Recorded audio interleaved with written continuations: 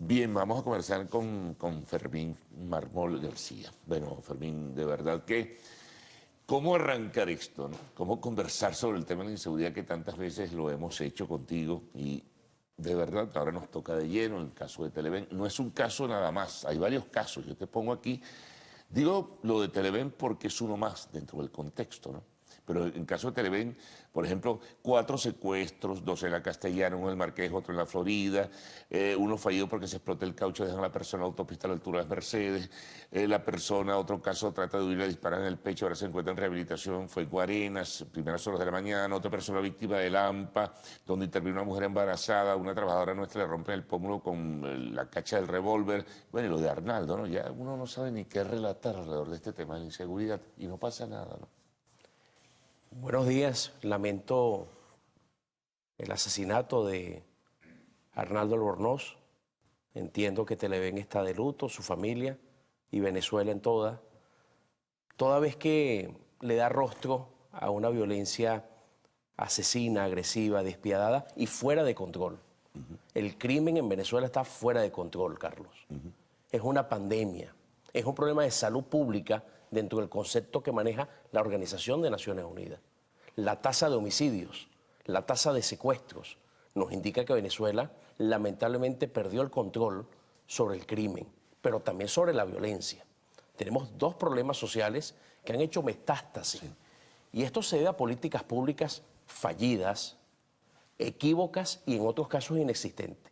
18 años con 25 planes de seguridad desarrollados por 16 rectores de la seguridad no han podido dar con la fórmula para hacer retroceder el crimen y la violencia. A diferencia de otros países, Brasil, Colombia, México, que hoy, Carlos, y hay que decírselo a la población, muestran mejores tasas que nosotros.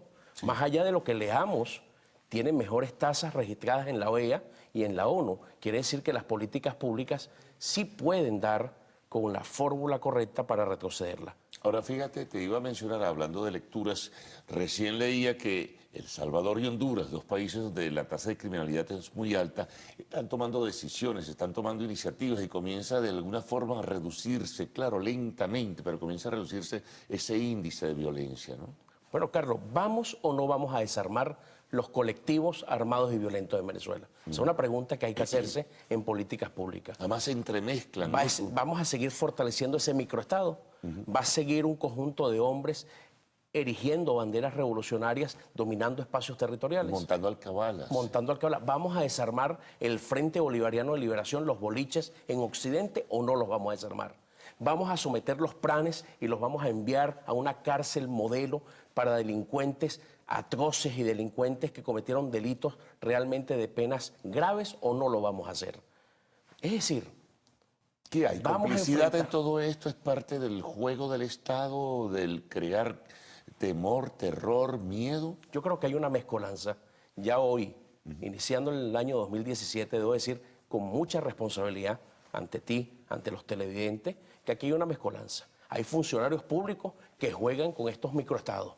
Hay otros funcionarios públicos que no le dan importancia a la seguridad porque están concentrados en otras cosas, como perpetuarse en el poder.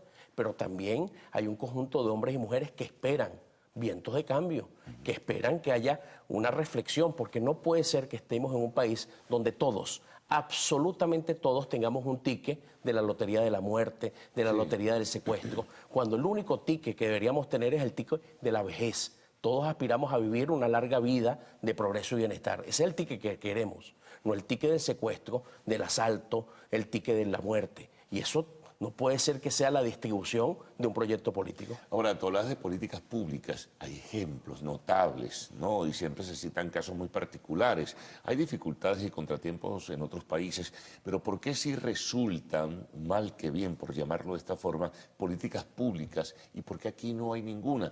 Tantos planes, hay mucho texto, ¿verdad? Hay mucha lectura alrededor de ello, pero no pasa nada. Excelente pregunta, Carlos. ¿Qué pasó en otros países que sí funcionó?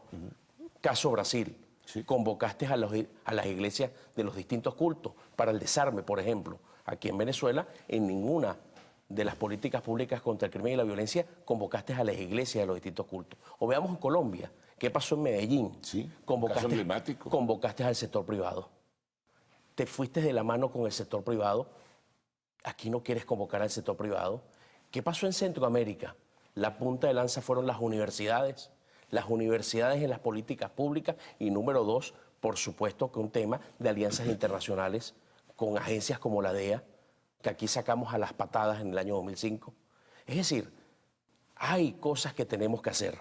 No podemos seguir peleadas con la DEA, con Interpol, con Europol. No puede ser. ¿No será intencional eso? De pelearse con esas policías internacionales porque así me dejan el espacio libre. Es una lectura válida, es una hipótesis a priorística válida. Lo que sí tenemos que decirle a la población son varias cosas, ¿no? Primero, que no es verdad que el resto de Latinoamérica esté como Venezuela en crimen y violencia. Que no es verdad que los venezolanos siempre estuvimos así, porque terminamos el siglo XX sin jamás estar en un ranking negativo de crimen y violencia. Hoy estamos en todos los rankings, Carlos, en todos. Sí, homicidio, una vergüenza, secuestro, tráfico ilegal de drogas, corrupción. Y otra cosa que hay que decirle a quienes nos están viendo es que no podemos acostumbrarnos. No es justo que nos acostumbremos. No podemos pensar que estamos condenados a vivir así, porque no es verdad, Carlos.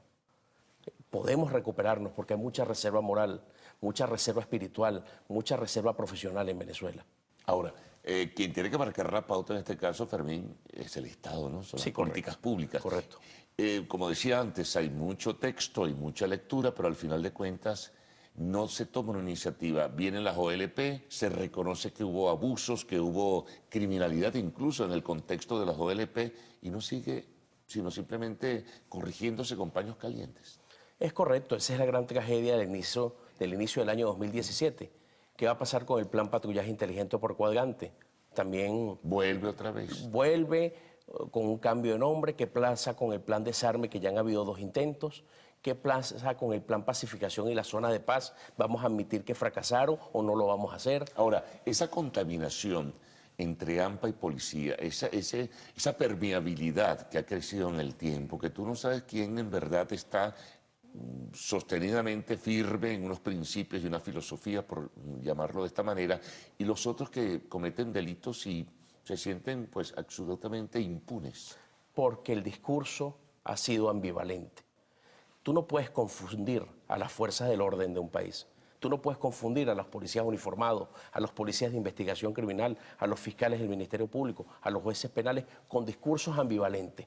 Insisto, los colectivos armados ni con el pétalo de una rosa. Cada vez que los detienen, Es un detalle bien interesante, ¿no? hay que liberarlos. ¿Cuál es el discurso? Tienen carnet de inteligencia popular.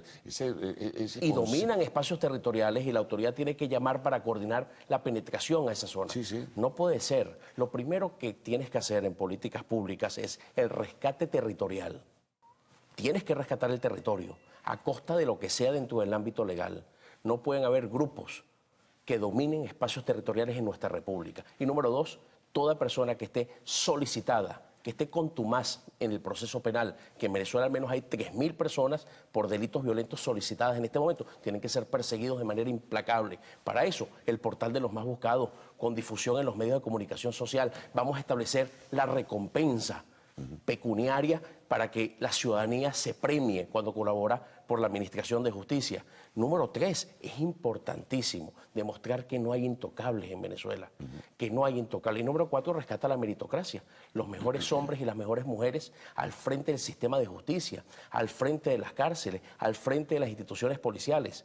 Y por supuesto, recomponer las instituciones. No puede ser, Carlos, que el CICPC le obliguen a veces a patrullar y a ir a operativos y la Policía Nacional Bolivariana debe de estar cuidándonos en las calles, ahora lo ponen a investigar. Toda una rareza institucional contradictoria. Queremos ver a nuestros policías en calles, avenidas, plazas y parques. No saques más PNV a investigar. No, hay una sola policía de investigación criminal que es el CICPC y el CICPC no puede patrullar. Y la Fiscalía del Ministerio Público que se está investigando en laboratorio y que gane casos en los tribunales. Vamos a ponerle orden a las instituciones. Ahora, si el ejemplo lo debe dar el vértice de la pirámide, en este caso el poder, ¿por qué no da? Si el ejemplo de arriba, como se ha dicho en forma reiterada, no es el mejor, si desde arriba se establecen elementos que ponen a la gente a pensar, si hay corrupción, si hay contaminación en general, entonces el modelo se copia, es el efecto demostración definitivamente. Comparto ese criterio. ¿Qué ha pasado con las autoridades del país? Fíjate tú, De cualquier un poder inciso público. nada más. Odebrecht, el país denunciado en el Departamento de Justicia de los Estados Unidos que recibió más sobornos, es decir, que funcionarios cobraron más duro. 98 billones de dólares o más fue Venezuela. Aquí no se ha abierto una investigación. El resto de América Latina está viendo investigaciones. Gracias a Dios que la Constitución coloca ese tipo de delito como imprescriptible. Vamos a abrir esa investigación, no tengan la menor duda, Carlos. En algún momento el país cambiará y vamos a abrir esa investigación. No, yo me fui a Odebrecht porque me Eso quedé no va a realmente- eso no va a quedar impune. Los actos de corrupción, como los actos que violaron los derechos humanos de tantas personas inocentes, que por opinar, que por querer un país mejor están presas, van a generar investigaciones, van a generar procesos. Eso no tengan la menor duda. No se trata de venganza, sino de justicia. Ahora bien, sí, el ejemplo no ha sido bueno. Hemos tenido un modelaje de conducta de buenas costumbres, de convivencia ciudadana.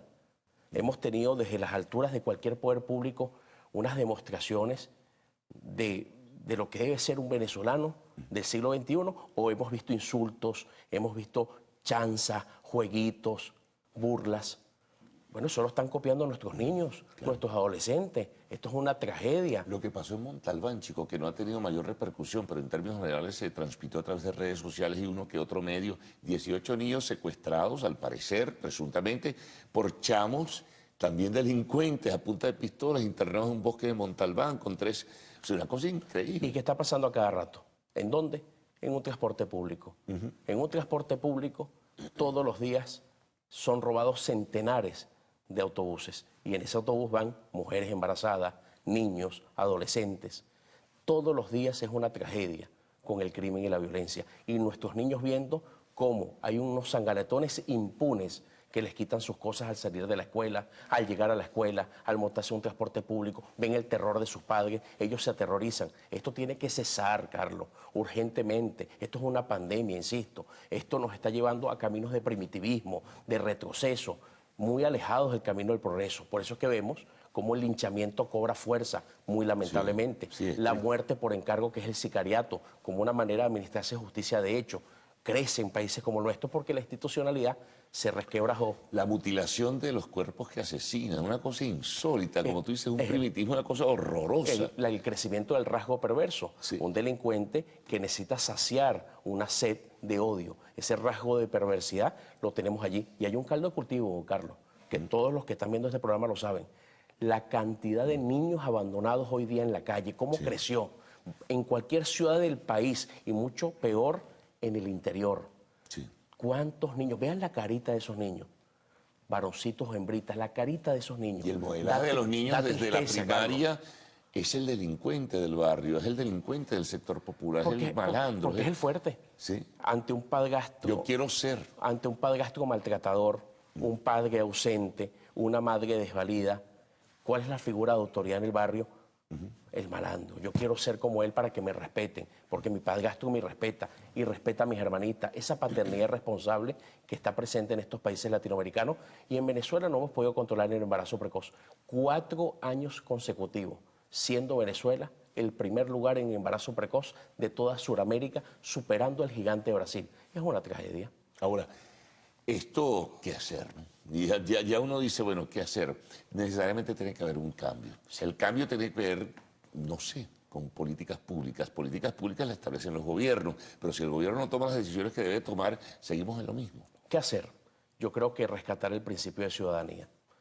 No conformarnos, seguir soñando, demandar lo malo, no tener miedo para opinar, no tener miedo para marchar, no tener miedo para votar, no tener tener mucho coraje. Es el momento del coraje dentro del ámbito legal. Nadie nos puede robar nuestros sueños, nadie nos puede robar tener una mejor Venezuela, ciudadanía, porque de lo contrario, Carlos, lo que te queda es ser habitante, un ser sumiso, un ser obediente, un ser conformado con la realidad, un ser que renunció a sus sueños, porque así vive el resto del mundo. No, señor, seamos siempre ciudadanos. Ahora, si el poder transmite miedo, a veces la enajenación asume o es asumida por el colectivo o por la sociedad, ¿no? Es otro Es problema. parte de la tragedia, por eso es que tenemos que invocar el coraje. Por eso uno se pregunta, ¿no será deliberado todo esto? Ante el miedo, el coraje razonado, el coraje colectivo. Vamos a hacerlo porque yo creo que este es un gran país, insisto, con muchísima reserva, que no está en manos de los mejores definitivamente no lo está. Ahora, yo te hablaba del cambio, ¿no? El cambio de políticas públicas. ¿Por qué el Estado no asume como tal? ¿Por qué el Estado tiene una concepción absolutamente, en términos generales se diría, lo dicen los expertos, lo sabes tú muy bien, equivocada? Bueno, porque para hacer las cosas bien tienes que alejar el tema político partidista. Por ejemplo, Todo es la política, la UNES. todo es la política. Si tú vas o a sea, formar policías en Venezuela, tienes que aportar el tema político partidista. Para poner un ejemplo, Carlos. Entonces, la única forma de combatir el crimen y la violencia es en campo político, público, convocando a los mejores. Y estos son funcionarios públicos convocando a los sectores que pero hacen vida están en el país. convocando a los mejores. No, no lo están. En algún momento se hizo un En la trabajo... CONARREPOL. Sí. ¿Qué pasó con el trabajo de la CONARREPOL? ¿Me entiendes? Ese trabajo de la ¿Se quedó CONARREPOL ahí? que termina en 5 tomos que diagnostica el tema Venezuela. El ministro que llegó después, porque aquí cambian un ministro cada 12 meses, dijo que, que ese había sido un trabajo de derecha. Y votaron los tomos de la CONARREPOL en el cesto de la basura. Derecha sin saber manejar quizá lo que es el concepto de lo que llaman derecho e izquierda. Eso es como el puritanismo de decir que toda la izquierda es pura y decente y honesta y honrada. ¿A cuenta de qué? Claro. Si son los peores gobiernos que ha habido en términos generales. El gran problema que hay aquí, Carlos, es que un buen trabajo hecho por expertos, bueno, se votó en el cesto de la basura. ¿Y qué sucedió? Trajo como consecuencia que las policías municipales y las policías estatales fueran desarmadas. Y hoy tenemos muchachos montados en una radiopatrulla con una pistola 9 milímetros, en número de 2, que pueden toparse en cualquier calle de este país con 2 camionetas constituidas por 8 hombres y algunos de ellos con fusiles. Esa es la realidad que está viviendo el país. Una diferenciación entre poder de fuego, el tema numérico, y eso que ha generado, bueno, una diáspora de policías que se han ido al sector privado, una diáspora de policías que han querido cambiar hasta de ramo, y hoy tenemos un déficit de policías al menos del 100% en materia de prevención, que nos cuiden en calle, pero de investigación criminal el déficit es del 300%. Bueno, le estamos... en cambio, en el ejército de los delincuentes todos los días se suma alguien. Eso no puede continuar, Carlos. Bueno, Fermín, muchas gracias por tus comentarios, apreciaciones, reflexiones. Y de verdad, ojalá va a quedar algo, ¿no? Por lo menos para el colectivo que nos ve a través de esta pantalla va a quedar algo, ¿no? De lo que tú has dicho y lo que hemos conversado aquí en la mañana de hoy. Muy amable por estar con nosotros. Hacemos una pausa. Al retorno, el segmento de lo actual.